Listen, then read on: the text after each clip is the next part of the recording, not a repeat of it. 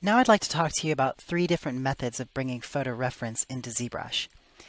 The first method, which I think is the best when you want to sculpt against an image plane, is found under the texture menu here. I'll tear off the texture menu to the side of the screen.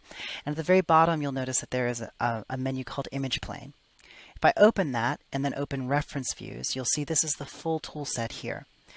Now, Image Plane functions very much like image planes do in Maya or any other 3D application, where your model sits in front of an image, you use opacity to see through it, and then sculpt and shift vertices to match your reference image.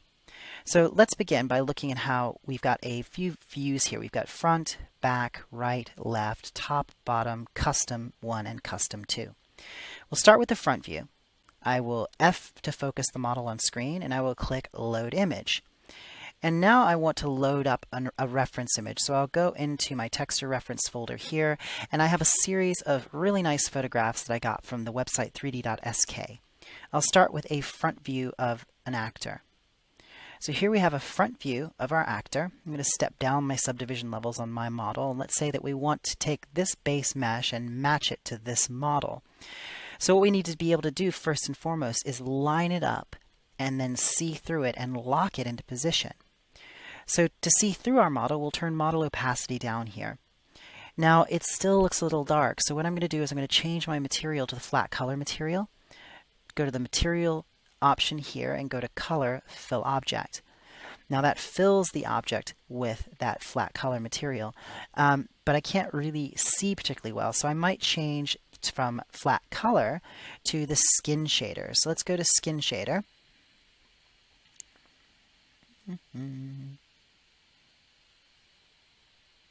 There we go, skin shade, and that gives us that little hint of shading. Now that's going to make it much easier to see through the model. If I go into frame mode, now I can see my polyframe. If I turn my model opacity all the way down, then I'm only going to see my wireframe. If I shift F, I can turn off that wireframe entirely and then just see the shading of the model. Now I need to lock this into position with the reference. So I'm going to line it up about as close as possible. And then I'm going to click Store View. So now I have stored this front view. Next I'll go to Back. Press F for focus to bring the model into the center of the screen. And then let's load an image. And we'll load up a back view here, this back view of the character or the actor. Let's shift the model, scale it up, and line it up as close as we can get to that image plane. And then once again, Store View. We'll go to the right view now and press F to focus to bring the model on screen. Go to Load Image, and we'll go to a right view here. There we go. Now we'll position our model about as close as we can get it. Now it doesn't line up perfectly yet because that's the purpose of this, is we want to shift this wireframe to match these reference planes of this person. So I click Store View. Now we've stored that view. Now whenever I do this, I always go to Custom 1. And then I will store the character at about a 3/4 view with no image plane. So what that means is as I'm going through my different views and working, if I go to Custom 1, then I can just see my character with no background image and just sort of sculpt in perspective, freeform. Now if I want to control this model opacity on the fly, I can Control, Shift, click on this slider, and I'll hotkey this to Alt-O. So whenever I'm working, if I press Alt-O, I can adjust my model opacity like that on the fly. So let's go to our front view.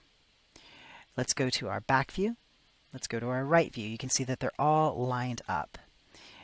Now, if I want to actually work in this view, it's best, I believe, to lock your camera. That way you're not going to accidentally move the model.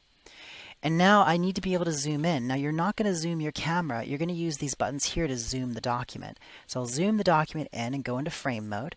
And now I can see my polyframe.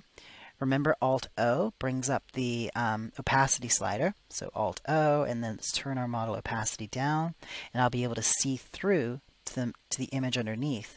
If I come over here to polyframe, the button, and I click, if you look in here, there's Line and Fill.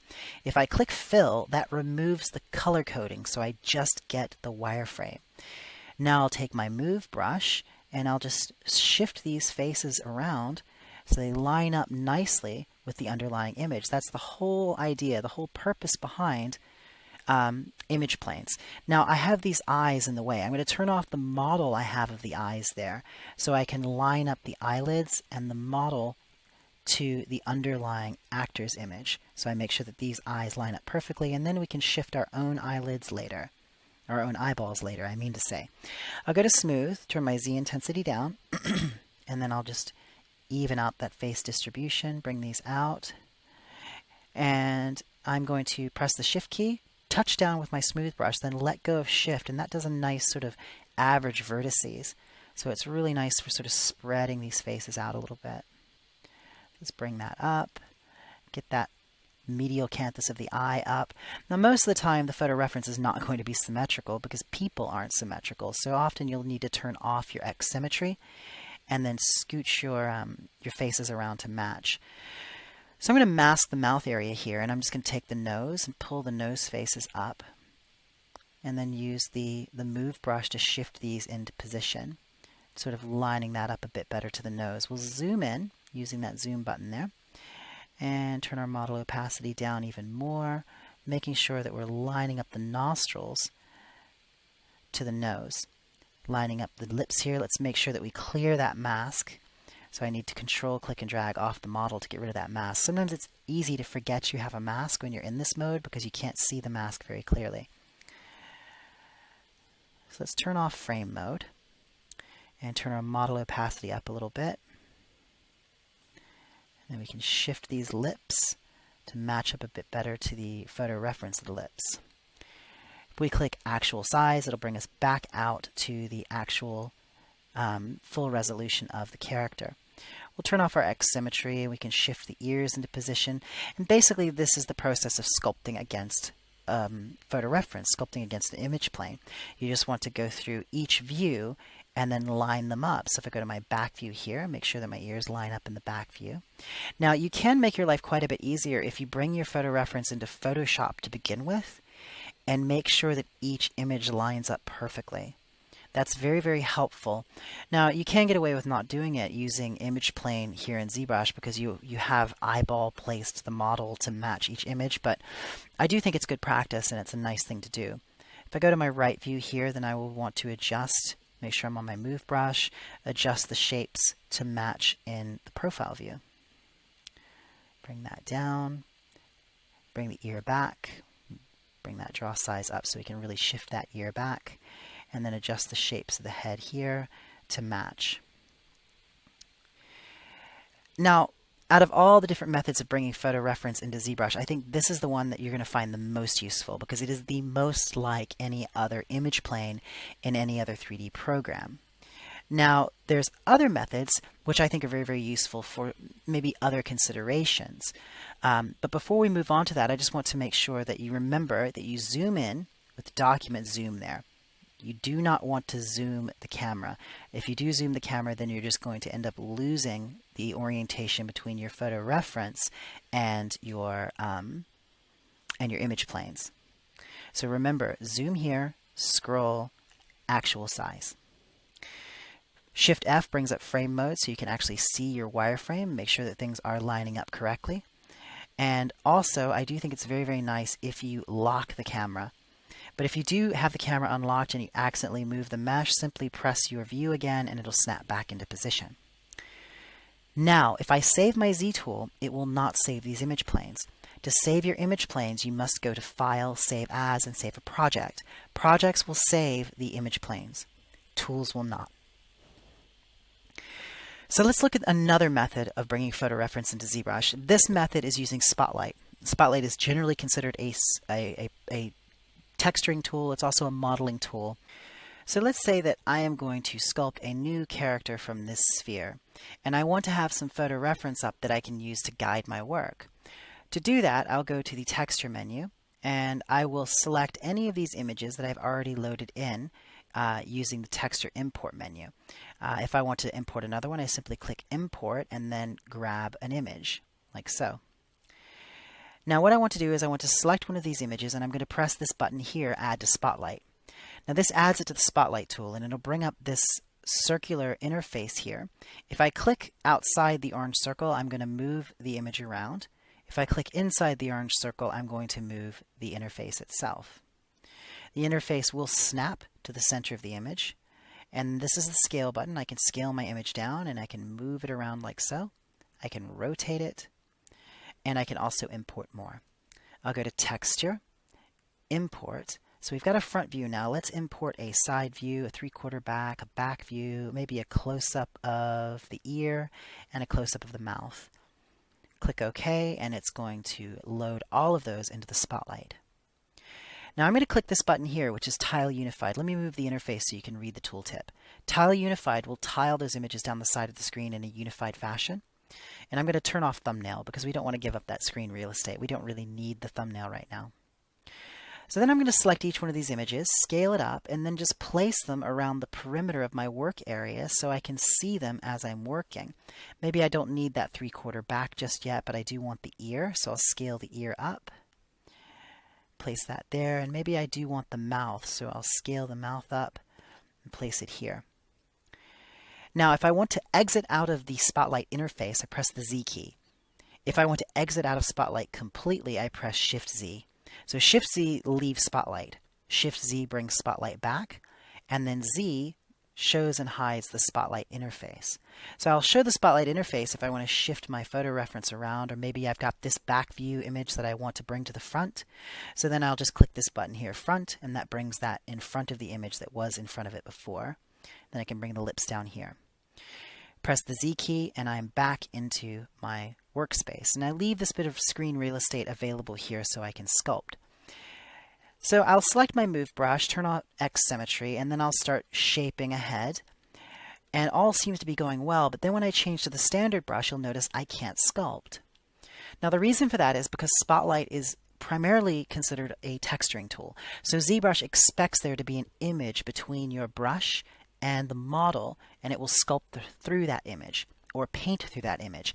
If you watch the texturing video specifically on Spotlight, you'll see these images used in that way to actually texture ahead. So what we want to do is disable that behavior so we can sculpt here while we have our photo reference up on the sides of the screen. So to do that, I go to the Brush menu. I go to Samples, and here there's a button called Spotlight Projection. Turn that off, and now I'm able to sculpt on the sphere as normal. I can use the Move brush, I can use the Clay Tubes brush, I can use all the normal brushes that I'm accustomed to using. Rotate around and do everything that you normally expect while you're sculpting. Now, if I want to show and hide my Spotlight, Shift-Z. Now again, I think Spotlight is really, really nice when I'm working on a creature and maybe I've got alligator reference or bird feet reference, things that I'm not going to line up my camera to, but I want them on screen because we never use reference enough. Even if we think we use reference all the time, you can still use more reference. So the easier you can make it on yourself to have reference there in your screen, the better. I'll even use this for thumbnails. I do all of my thumbnails on sticky notes, little yellow sticky note pads, and I'll take a photo of it with my iPhone, send it to myself, and then I'll load up my thumbnail that I'm deciding to work from here in ZBrush just to keep it on my mind. So I think this is really, really useful for that sort of thing. Not necessarily sculpting through, because no matter what in Spotlight, the image is going to sit in front of your work. And I find that very counterintuitive. It's very, very hard for me to work with the image between me and the model. I prefer image plane where the model sits between you and the image. So let's take a look at one more method of bringing photo reference into ZBrush. That's going to be grids. So let's go ahead and reset ZBrush and take a look at those. Now our third way of using photo reference inside of ZBrush is based on the grid. The grid is basically the foreplane. If I turn on the floor and then turn on X, Y, and Z, you see that we have these different planes. Grids will apply photo reference to those planes and allow us to see through the model and sculpt against it. And there's actually a couple other really neat things that you can do. So we access those by going to the Draw menu, tearing off the Draw menu, and then scrolling down, and you see here we have grids. We have front, back, up, down. There's nothing in them right now because there's no image plane on the grid.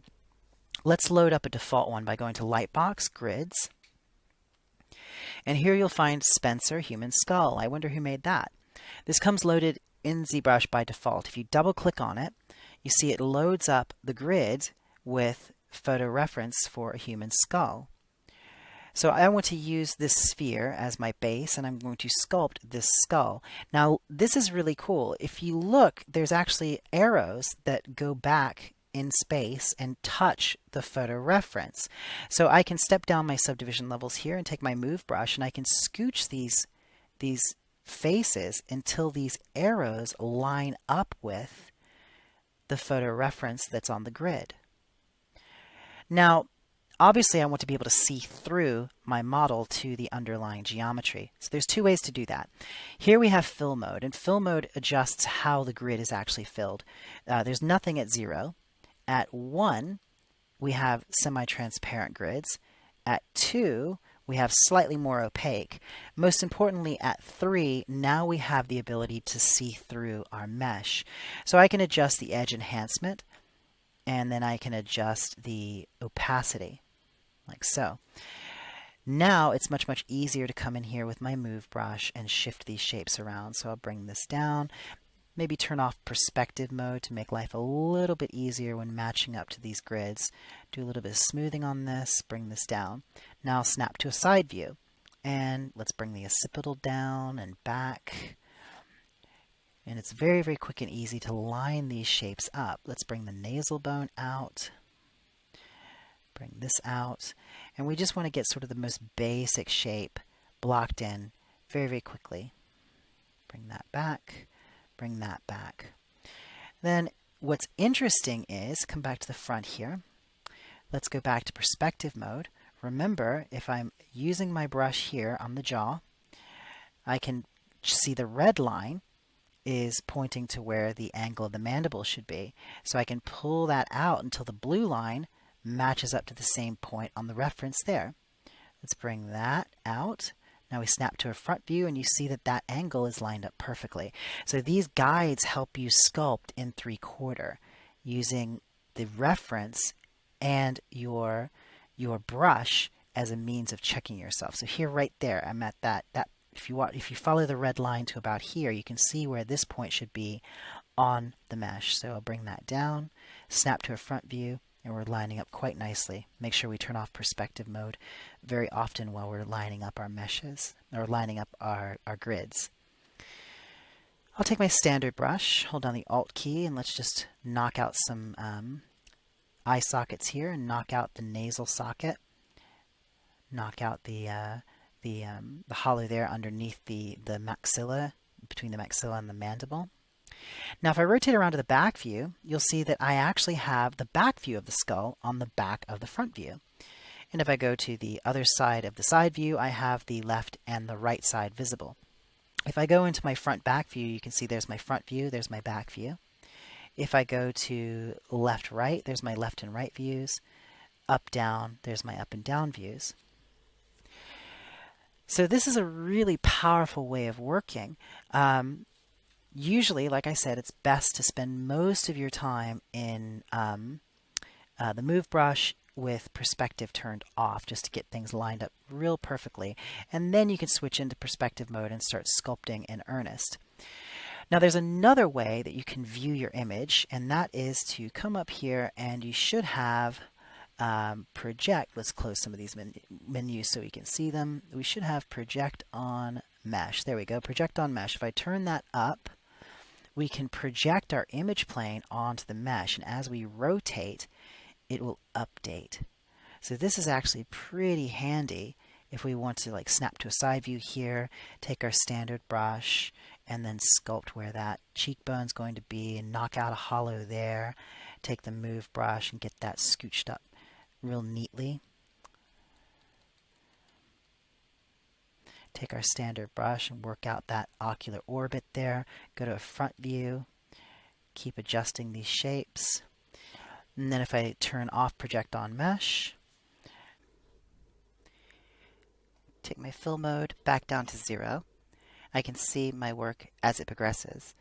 So very, very quickly you can start to get or start to establish these general forms accurately based on those grid planes. Now if we want to create our own grid, all we need to do is go into one of the view images, select it.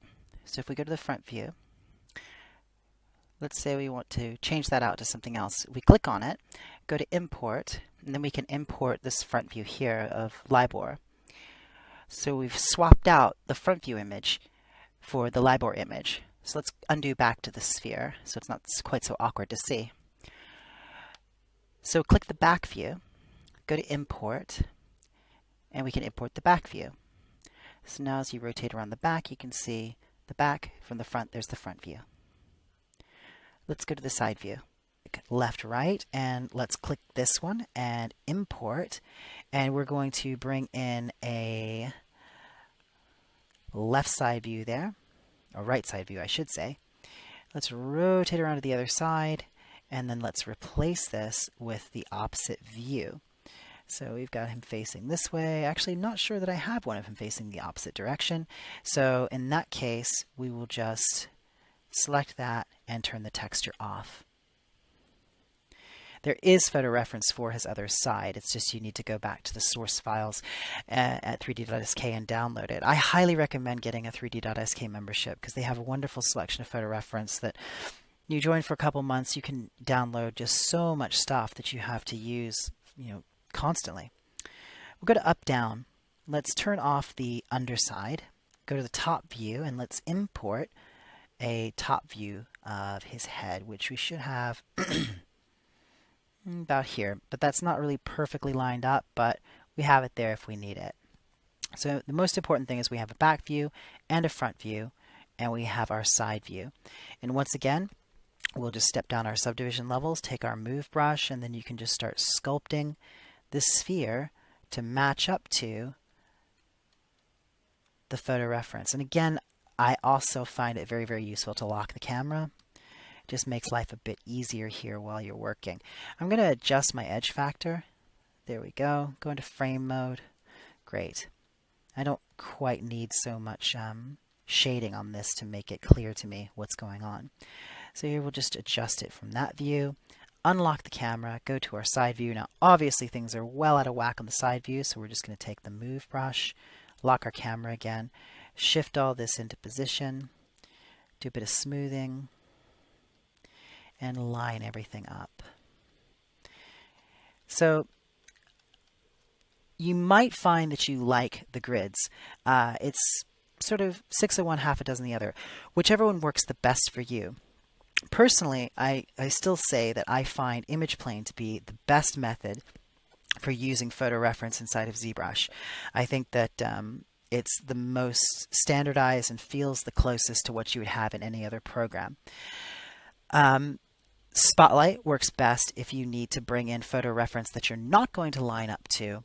And then the grids work really, really nicely. I think if you've got very well lined up photo reference and you want to go ahead and use those grids as a means to guide your work, specifically because they have these little arrows that point back to the front, top, and bottom, or front, back, and side views.